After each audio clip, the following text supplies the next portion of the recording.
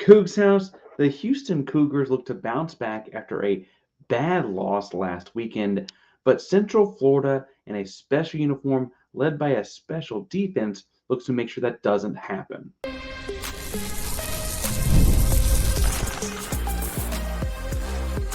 You are Locked On Cougs, your daily podcast on the Houston Cougars, part of the Locked On Podcast Network, your team every day. Welcome to Locked On Coogs, a podcast about your Houston Cougars. I'm your host, Houston-born teacher and coach Parker Ainsworth, and whether a Houston fan or just a hater who came to stop by, thank you for making Locked On Coogs your first listen of the day. Appreciate it. Make sure to listen each and every day here at Locked On Coogs. If you want to join the conversation and you don't know what to say, orange juice. We're talking about the citrus or not. You're talking pulp or no pulp in your orange juice. Today's show is brought to you by our buddies over at FanDuel as the NBA season is back. You get in on the action over at FanDuel, but more on that fun later. I want to talk first about the defense that UCF has and how defending that space uniform may be important to some important defenders. I want to also talk about how watching more of this year's 2025 Central Florida team reminds me of last year's Houston Cougars and why that might be good for Houston. And last segment, I want to mention why I think this is a must-win for both teams. I know that feels a little cliche at some point, but I do think both teams need to get this one done.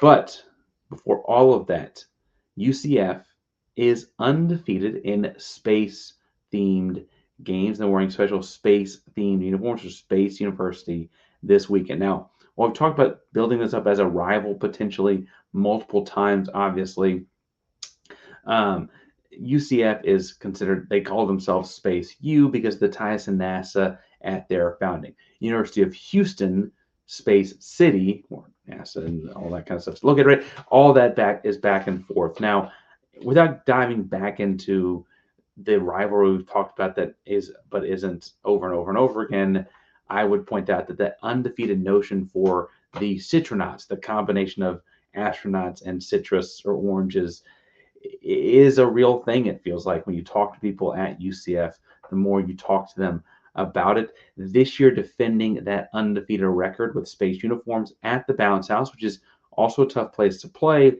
is a star-studded defense. And look, this defense is really like top 25 in the country in terms of scoring points and yardage and things like that kind of defense. And frankly, outside of that Baylor game last week, they'd probably be even higher. Actually, the defense is a really, really impressive unit. Not a whole lot of holes on it. And frankly, I see three different guys on the defense, one at each level, that could kind of give Houston problems. I also think there's ways Houston can work around them, though. JAYDEN Bellamy is probably the best player on the defense to me. He's a 6'1" corner, guy's special. Long, tall, fast. JAYDEN Bellamy is a guy I imagine they line up with AMARE Thomas a whole lot. Initially a Syracuse transfer, or I guess most recently a Syracuse transfer, but before that had spent some time at Notre Dame. He was redshirted his year at Notre Dame before going to Syracuse, played a lot at Syracuse, came to UCF, right? All kinds of stuff there. He does change sides of the field. He has played a little bit in the slot, but was more of a true wide corner. I think he gets a lot of AMARE Thomas matchups. I wonder if then you use AMARE Thomas to decoy some stuff, because theoretically that would change what safeties aligned with him and those kinds of things. I was thinking use that to open up Tanner Koziel and whatever, but Bellamy is a tough defender to match up against one-on-one. AMARE Thomas may need to make some of the same kind of sports center catches we saw him making last weekend to win this matchup. I also think, as we pointing out, they have a tough linebacker that bluntly, he's really good. COLE KOZLOWSKI, run stopping kind of linebacker, does not leave the box. 6'2", 230 pounds, goes from like wide C gap to wide C gap really, really well, plays the run really, really well. Houston knows this as well as anyone, but in moving a guy up from lower levels of football to Power 4 football, this kid comes from Colgate, was a stud at Colgate, right? And it's now, frankly, a tremendous football player and a underrated defense because they haven't won very many football games at Central Florida. right? I think one thing they can do with him as a true read kind of play is kind of help negate him as a force. Obviously, it's not a fail-proof kind of way to go about it, but you're hoping to ultimately, get him going one way and get the ball going the other because he's going to react, recover, and still probably make a lot of plays. At some point, they practice too. They're on scholarship too. I get that. If you can get Kozlowski on the other side of we call it the midline, but like where the center is. So if you can get him moving to the right of the center and pull the ball back left, or going to cut back left, you've got a better chance. I don't know this is a week for Houston's split zone game action, or I think it'll be more of a power run game action. If you're asking me what kind of run sets they're going to run this week, the zone kind of stuff, I actually see Kozlowski doing a really good job of tracking that down for UCF. Houston does look to have some of the running backs back and get a little bit healthier back there this weekend, or this Friday night, I should say. But I think that pulling the guard around and getting a true skip puller through on the power stuff with Connor Wegman is actually going to be more effective because you get kind of a bonus player on the ball side, so to speak, and you might be able to get a little bit more push and more pressure. And if you can run those kind of power plays, if you can schematically or through your formations get Kozlowski to line up on the left side of the ball and be running the power plays to the right side of the ball, you might have better luck in keeping him away from the football for the first 5 or 6 yards and hopefully eventually pop one or whatever, right? But I think that's how those things are going to go for Houston.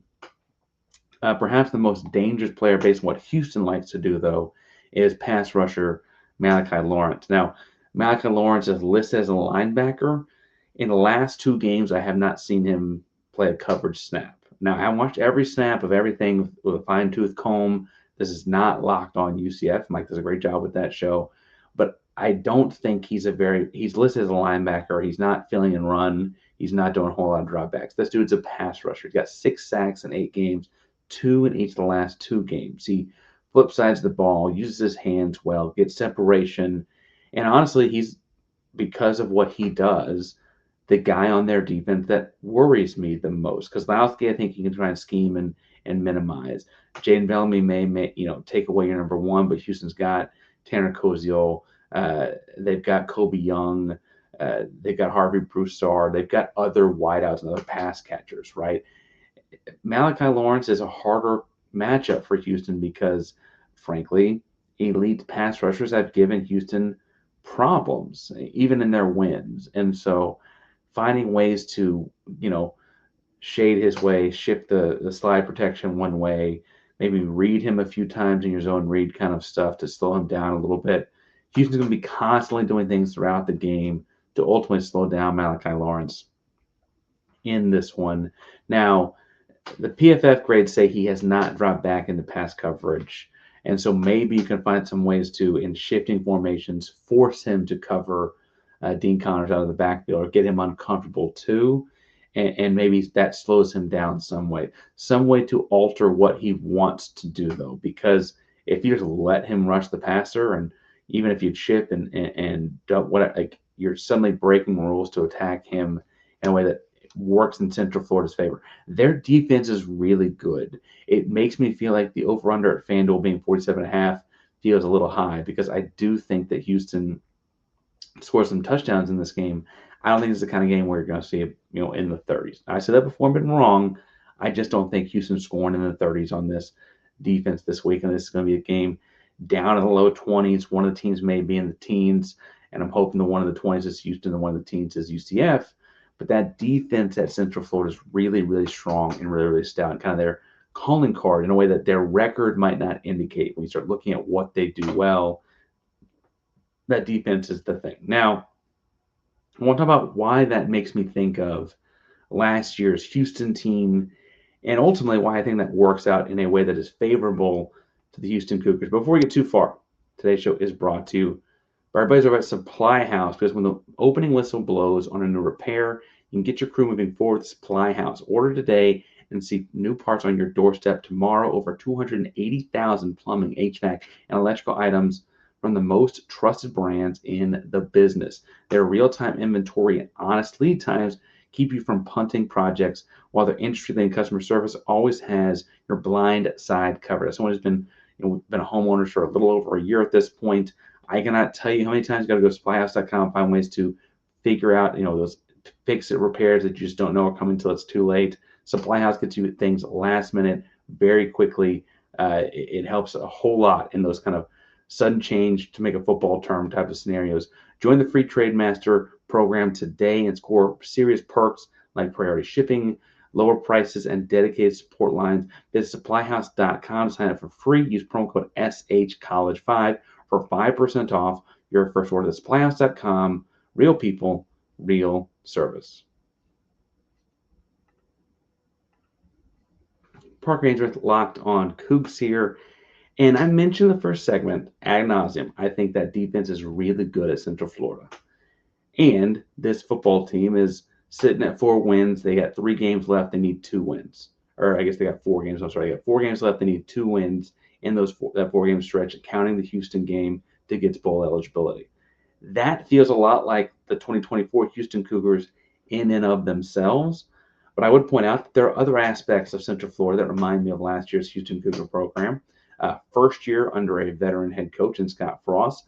A little bit different that he's been there before, but much like he built that program up in the 20 teens, Willie Fritz has built up a lot of programs. Last year was his first year in Houston. So you got first year of a coach in a rebuild kind of situations. Both coaches want to take advantage of the fertile recruiting ground around them. For what that's worth, Houston, Texas, Louisiana areas, and Willie Fritz, Central Florida, the state of Florida, and Scott Frost. Obviously, those things are maybe not totally involved in this game, but is a similarity, I think, nonetheless.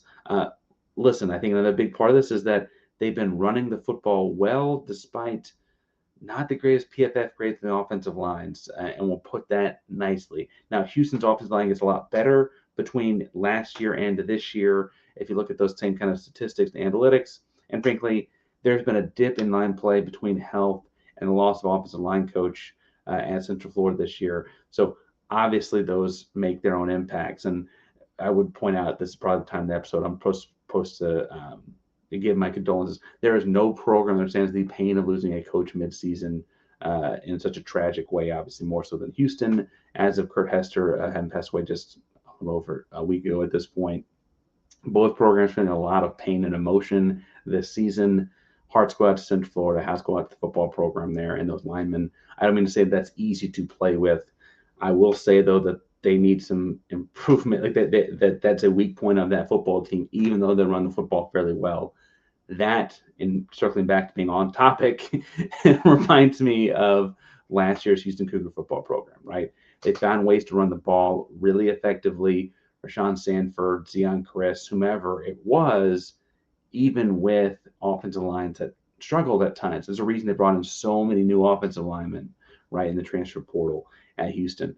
Similarly, they've also had some, like, who do we have at quarterback kind of moments. Last year, it was Donnie from the start until it wasn't. They went to Zion Chris before TCU, peeled off a couple of Big 12 wins, but still ran a couple of Don and Smith packages against, like, the Kansas States of the world in that win to get some touchdowns forced.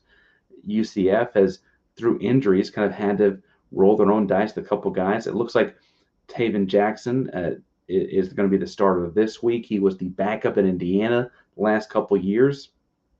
And I think he went to an SEC school out of high school, actually, but has been backup in Indiana the last couple years. And Taven, look, I'm going to put this as gently as I can. He's just not a good passer. He's a effective signal caller and runs the ball okay.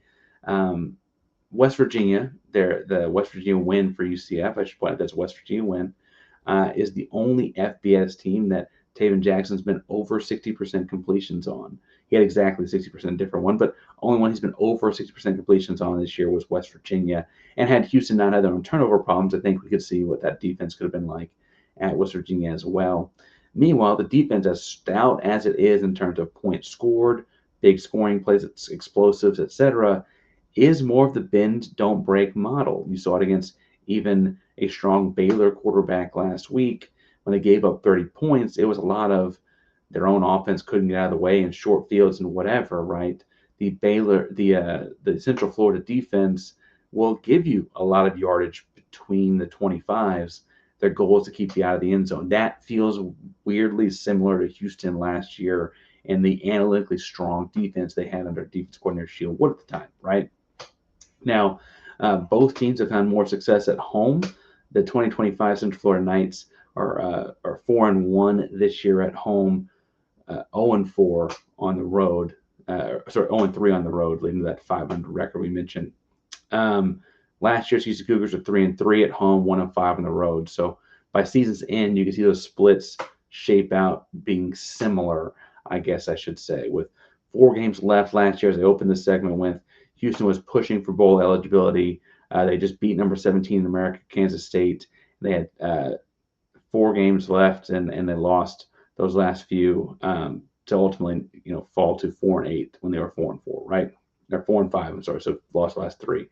And I think that makes that comparison, like, these games feel like very heavy, like you've got to win them for a shot at bowl eligibility, kind of like Houston and Baylor or BYU or someone last year at the end of the season, right?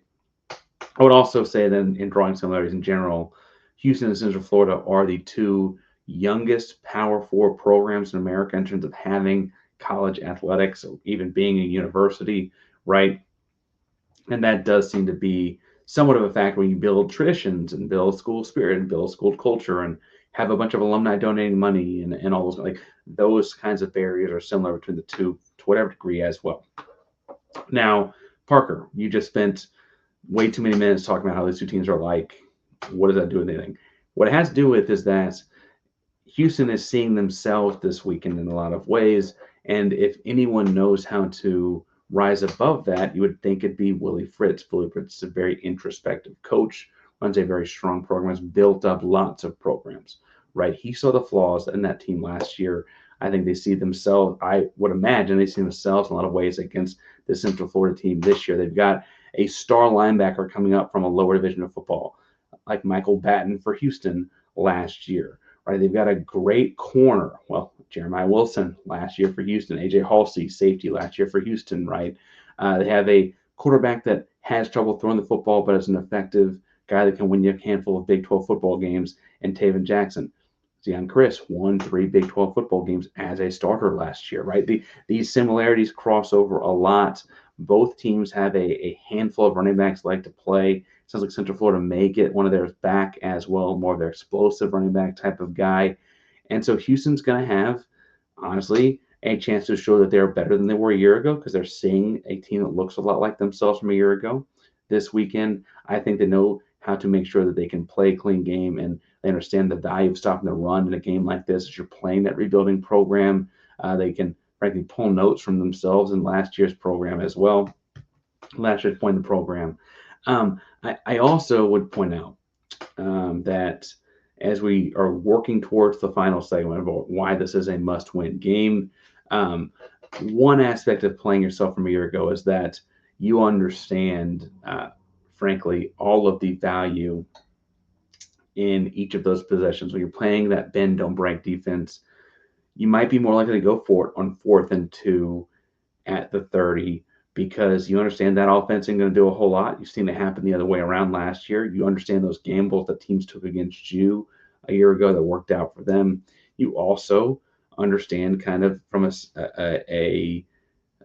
the game script look like for a win for Central Florida. It looks like the game scripts for wins last year for Houston. So you know what that script looks like. You know what they're trying to do. And I think that's going to play a positive factor for Houston in this one.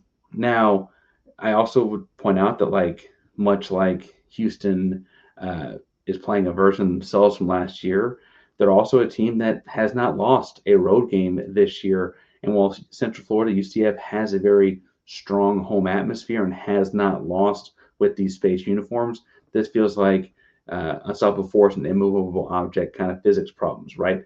Arizona State, Sam Leavitt had not lost a game at home before Houston went into Arizona State and beat them a couple weeks ago, right? Central Florida has not lost a game in these space uniforms, right? I think while the uniforms maybe not as big a factor as a starting quarterback, I do think that there's some aspect of this that feels like, hey, Houston's played Dragons before this year, right? Houston's done this before. They're not going to underestimate a team that looks like them from a year ago, and they've done all of these things now. Now, I think for both of these teams, both for Houston and moving past where they were, and for Central Florida and Bowl, I think this becomes a must-win football game. I want to talk about why that is and what that means for both of them in just 1 second. But first, today's show is brought to you by our buddies over at FanDuel, America's #1 sportsbook, and the NBA is back. College football's in full swing.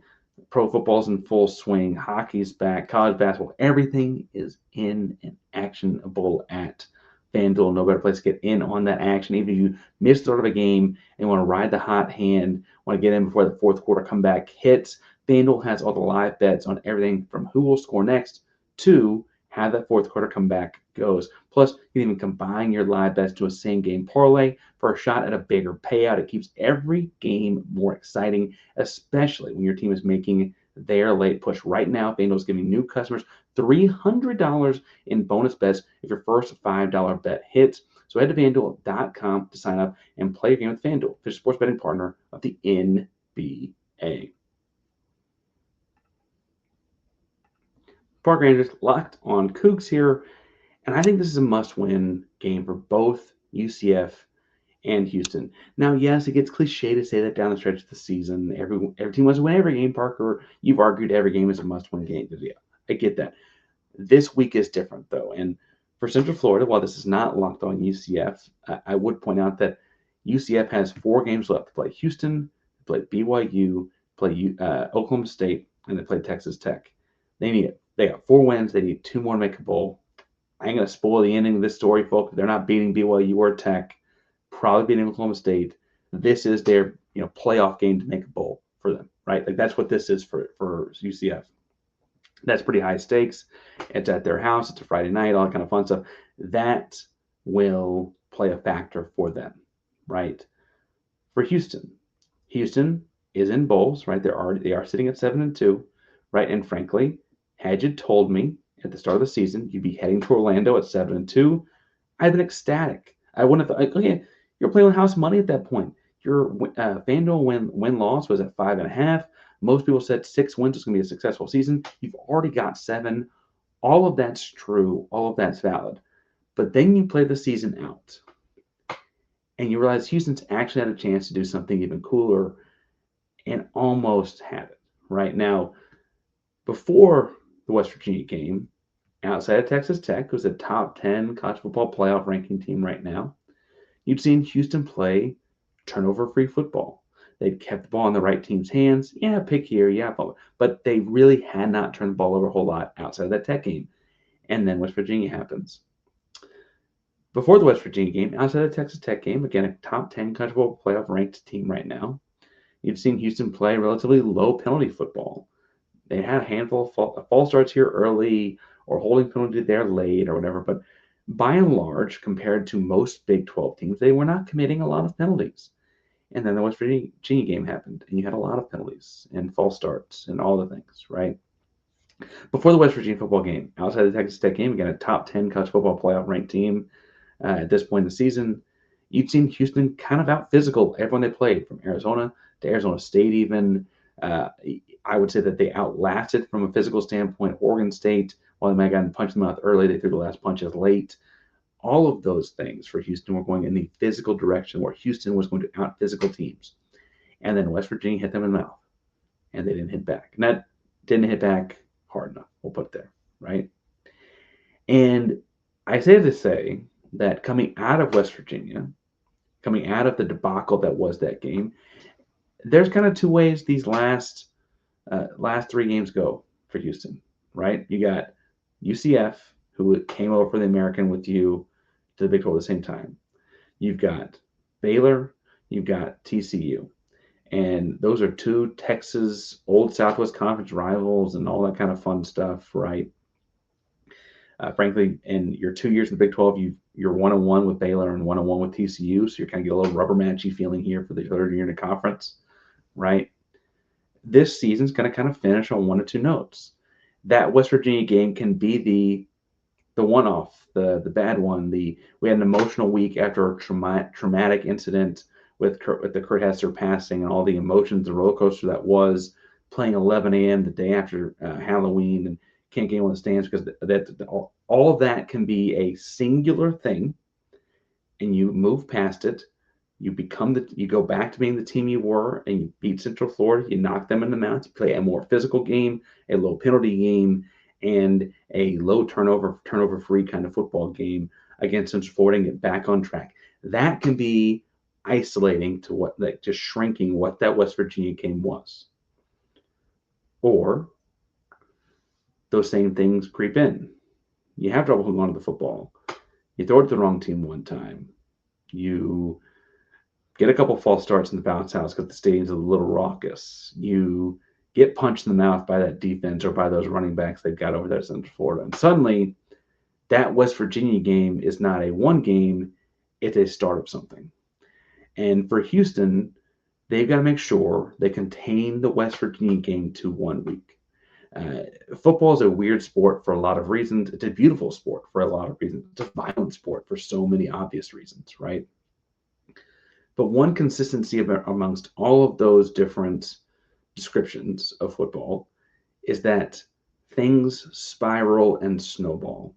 If the game is really physical at the start, it's going to be more physical at the end, right? If guys are heated, that doesn't go away. If guys are nickel and diming and completing ball and just finding out, those rhythms typically tend to go over the course of a game. If you're really that kind of an offense, to go as well, right? In a season, if you don't take care of these issues right away, things will spiral. Things will snowball. And you only got 3 games left. Yes, you are bowl eligible, so technically you are going to have that 4th game, right, in December or whatever, right? Hopefully Pop-Tarts Bowl. I like Pop-Tarts. I like the Pop-Tarts. But if you can't nip these things in the bud and take this week to fix these issues, right, then suddenly that West Virginia game is not a one-off. It's a turn. It's a turn in a wrong direction. And the program has been ahead of schedule in the rebuild this year. You've got the great class 2026 coming in, led by 5-star quarterback Keyshawn Henderson. You have made hires at coordinator spots, both in Slade Nagel and Austin Armstrong, that most of the season have looked like the right guys. You pulled in Connor Wigman. You look like you revitalized his career. You pulled an offensive lineman and have kind of made a mash unit of a bunch of guys that needed a second chance, and it was working. It was working. Dean Connors comes across town from Rice and becomes a power 4 running back in every sense of the word. You find all these different pieces. Amare Thomas, Jalen Garner, Sione Fotu, all these guys are showing up and doing the things. And if you let this thing snowball, it can quickly start to turn, right? Those conversations about where the program was at become different, right? Whereas if we look back and this program is 10-2 into this regular season on a 3-game win streak, won a Pop-Tart Bowl, whatever, you look back like, man, that West Virginia one was weird, huh? That can be how this goes. And I think that is where I trust Willie to take it.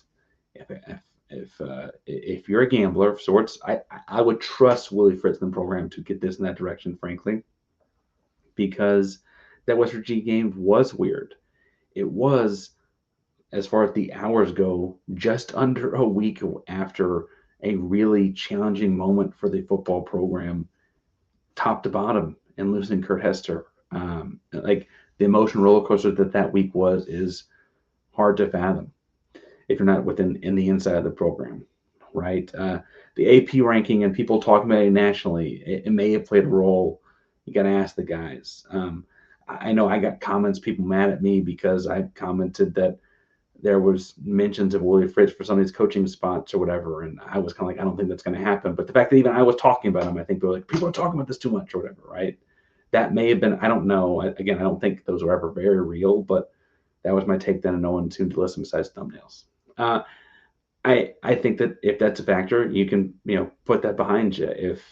If the 11 a.m. the day after Halloween's a factor, and Houston likes Halloween as a city, right? You can put that behind you. You got to show, though. You got to prove that you put it all behind you. And yes, mathematically, you're not technically out of it. You'd finish at 10-2, and some weird tiebreakers happen. People help you out, right? We'll handle that when we get there. Right now, Houston needs to get the program back on track. Willie Fritz needs to get the program back heading in the right direction. And frankly, needs to show that West Virginia game was the unique, the one-off, the God, I can't believe that one happened moment from the season. And then as we go into next year, we'll talk about getting rid of those, right? Like that's the logical progression of this, right? But we'll see how logical the game of football can be. Thank you all for tuning into Locked on Coogs today. We're Locked on Coogs Park Ainsworth here. Hit subscribe, hit the bell so you know we go live. We've got all kinds of stuff coming at you each and every day as we cover the Houston Cougars throughout the week. Squad show with the rest of the Big 12 later today. Talk about the college football playoff, potentially having 3 Big 12 teams in it, which is bonkers, but also probably right. We'll talk about basketball throughout the week as well. We're probably going to have 2 episodes coming out on Friday during the day and be live on post-game to break down whatever happens in Orlando also. So hit subscribe to the bell to know when we go live. Locked on Coogs, primarily the Locked on Podcast Network. That means your team every day. Go Coogs.